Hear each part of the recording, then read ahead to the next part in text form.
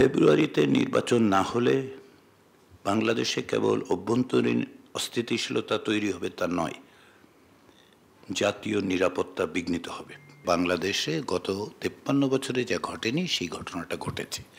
সেটা হচ্ছে যে বাংলাদেশের 30টির বেশি রাজনৈতিক দল, প্রাথমিক পর্যায়ে 34টি, পরবর্তী সময় 30টি রাজনৈতিক দল বাংলাদেশের সংবিধান, বাংলাদেশের শাসন ব্যবস্থা, বাংলাদেশের আইনি প্রক্রিয়া, বাংলাদেশের বিচার বিভাগ, জনপ্রশাসন, পুলিশ ইত্যাদি বিষয় নিয়ে পরস্পরের সাথে মত বিনিময় করেছেন এবং এই মত বিনিময়ের সময় পরস্পরের প্রতি সহিষ্ণু থেকেছেন।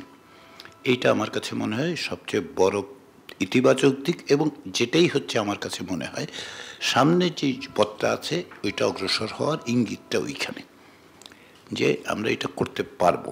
আমি মনে করি এটা সম্ভব। আমি কেউ যদি বলে যে আপনার মানে কতটা আশাবাদী, তো আমি ইউজুয়ালি পেরিনিয়ালি আশাবাদী। আমি সবসময় খুব আশাবাদী। প্রক্রিয়াটা শুরু হওয়ার পরে অনেকে বলছে যে ভাই ভারী চেয়ার রাখেন, না হলে রাজনীতিবিদরা পরস্পরের দিকে চেয়ার টেয়ার ছুঁড়ে মারবে। তাই আমি বলছি এটা ঘটবে না, ভারী চেয়ার ছাড়াই বসবেন ওনারা পলিটিক্যাল কালচারটা চেঞ্জ করতে চান, এটা তাদের লক্ষ্য। তো আমি পেরিনিয়ালে অপটিমিস্ট হওয়ার পরে এখন আজকে ধরেন আমাদের তো 13 তারিখ, আজকে 2 দিন, ওই অর্থে মেয়াদ আছে 2 দিন। আমরা এখন যে জায়গাটায় দাঁড়িয়ে আছি সেটা হচ্ছে আসলে 84টা বিষয়ে একমত হওয়া গেছে। সব বিষয়ে সবাই একমত হয়েছে তা নয়। যেমন ধরুন প্রাথমিক পর্যায়ে যে 64টা বিষয়ে একমত হয়েছে তার মধ্যে কেউ কেউ ছোটোখাটো আপত্তি আছে, ভিন্ন মত আছে। আমরা প্রথম পর্যায়ে তো নোট অফ ডিসেন্টের প্রভিশনসটা রাখি নাই, আমরা বলেছি ভিন্ন মত থাকলে বলুন। অনেকেই ভিন্ন মত নিয়ে এসে মত পরিবর্তন করেছেন, ফলে একটা পজিটিভলি আমরা প্রসিড করেছি। পরবর্তী পর্যায়ে ওই যে 64টা, আমি এটা বলি এই কারণে অনেক সময় একটু ভুল বোঝাবুঝি হয়, যে মনে হয় যেন সংবিধানের সব বিষয়ই যেন পরবর্তী সময় 20টার মধ্যে ছিল, তা কিন্তু নয়। সংবিধান সংশ্লিষ্ট আরও অনেক কিছু কিন্তু আগেই নিষ্পত্তি হয়েছে অনেক বিষয়। তো এখন পরবর্তী সময় যে 20টা বিষয়, সেখানে এসে আমরা দেখতে পাচ্ছি যে কতগুলো একেবারে মৌলিক বিষয় আছে।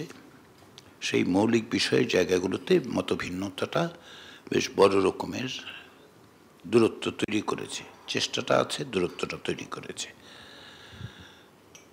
কিন্তু প্রশ্নটা হচ্ছে এই যে যেখানে আমরা ভিন্ন মতের জায়গায় যাচ্ছি, ধরেন 9টা মতো আছে 20টার মধ্যে, 11টার তো ডিসাইডেড, সকলেই একটি, ওই 11টার মধ্যে একটি আছে যেখানে একটি মাত্র দল একটা নোট অফ ডিসেন্ট দিয়েছে। এছাড়া বাকি 11টায় ওভারওয়েলমিংলি সকলে নোট অফ ডিসেন্ট নাই, একেবারেই নোট অফ ডিসেন্ট নেই। 9টাতেও নোট অফ ডিসেন্ট আছে বিভিন্নভাবে। ওয়ার্স্ট পসিবল হচ্ছে সংসদে নারী প্রতিনিধিত্বের প্রশ্ন, সেখানে সবচেয়ে বেশি নোট অফ ডিসেন্ট পাওয়া গেছে বিভিন্ন দল থেকে, আনফর্চুনেটলি।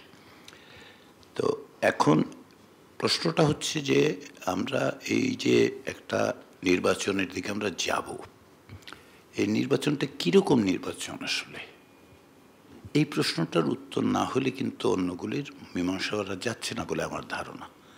আমি একটু ফ্র্যাঙ্কলি বলি আর কি, যদি আমি মনে করি যে এটা হচ্ছে একটা নির্বাচন হবে, যেমন 91 হয়েছে, যেমন 96 হয়েছে, আমরা অংশগ্রহণ করব, কেউ জিতবেন কেউ হারবেন, তারপরে পরস্পরের বিরুদ্ধে কথাবার্তা হবে, কেউ বলবেন সূক্ষ্ম কারচুপি, কেউ বলবেন স্থূল কারচুপি।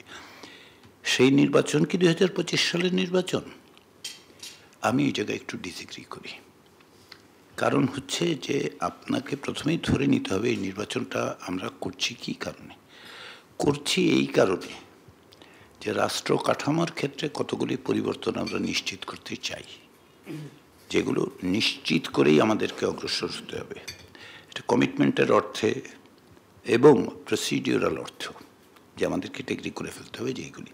কারণটা হচ্ছে এই যে সংবিধান সংস্কার কমিশন বলুন, নির্বাচন সংস্কার কমিশন বলুন, আমরা কাজ করার সময় যেটা দেখেছি, আপনারা আমাদের চেয়ে আরও ভালো বুঝবেন এই কারণে যে প্রতিদিন গত 16 বছরের যে সংকট, সেই সংকট 16 বছরের সংকট নয়।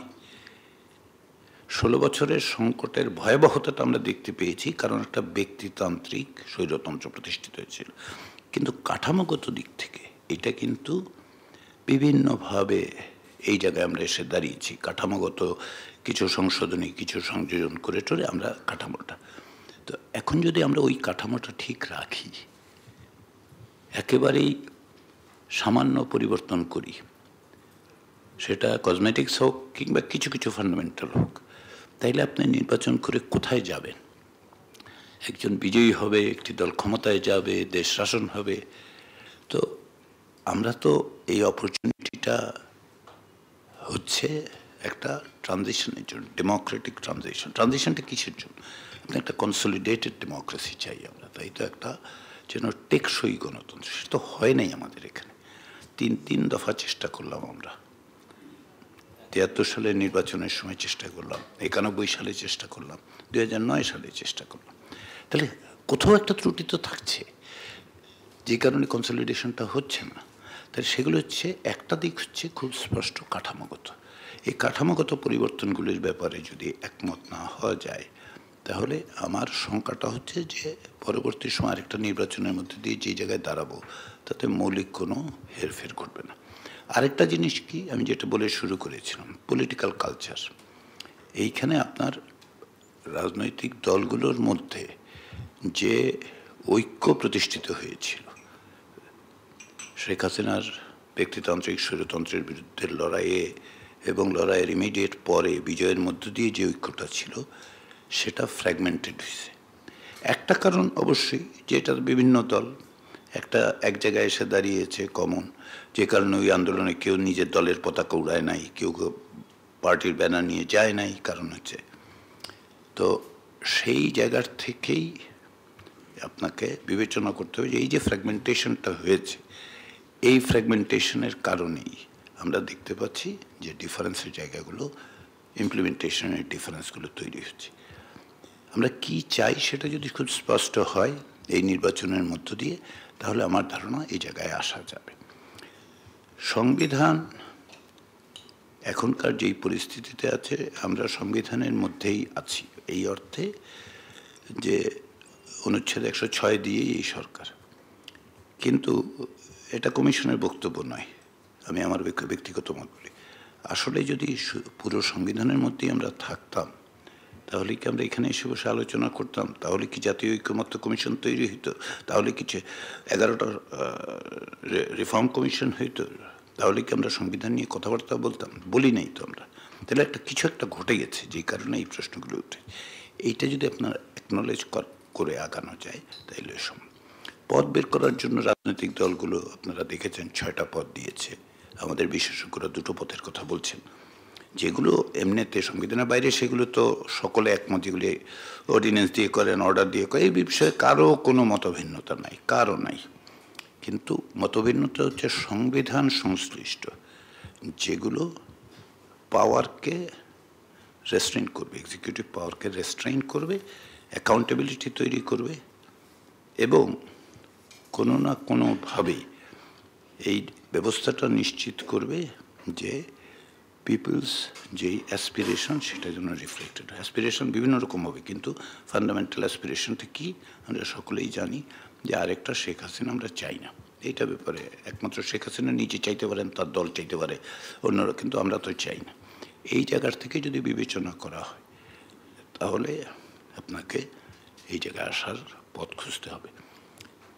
রাজনৈতিক দলগুলোর কাছে আমি বারবার আহ্বান করেছি, ওনারাও যথেষ্ট পরিমাণে রেসপন্ড করেছেন। তো আগামী কয়েকদিনের মধ্যে, আমি কয়েকদিনের কথা বলছি, কোনো না কোনো এক সময় তো প্রসেসটা এন্ড করতে হবে। আপনি তো একটা আনএন্ডিং প্রসেসে যাইতে পারেন না, সেই জায়গায় নির্বাচনটা করতে হবে। ফেব্রুয়ারিতে নির্বাচন না হলে বাংলাদেশে কেবল অভ্যন্তরীণ অস্থিতিশীলতা তৈরি হবে তা নয়, জাতীয় নিরাপত্তা বিঘ্নিত হবে। আমি আনইকুইভ্যালি এটা বললাম, এটার মধ্যে পার্ট আমি রাখতেছি না, আমি তাই মনে করি। সেই কারণেই পলিটিক্যাল পার্টিগুলোর প্রয়োজন একত্রে দাঁড়িয়ে এই জিনিসটা ফেস করা। আমি আশা করি যে তারা এগুলো বুঝছেন, আসবেন এক জায়গায়। শেষ পর্যন্ত ওই যে বলুন যে আমি পেরিনিয়ালি অপটিমিস্টিক, আমাকে যদি কেউ এখন জিজ্ঞাসা করে আজকে কতটা আশাবাদী, আমি 50-50 আশাবাদী। আমি এখনও মনে করি রাজনৈতিক দলগুলো এক জায়গায় আসতে পারবেন, একটা পথ বের করা যাবে।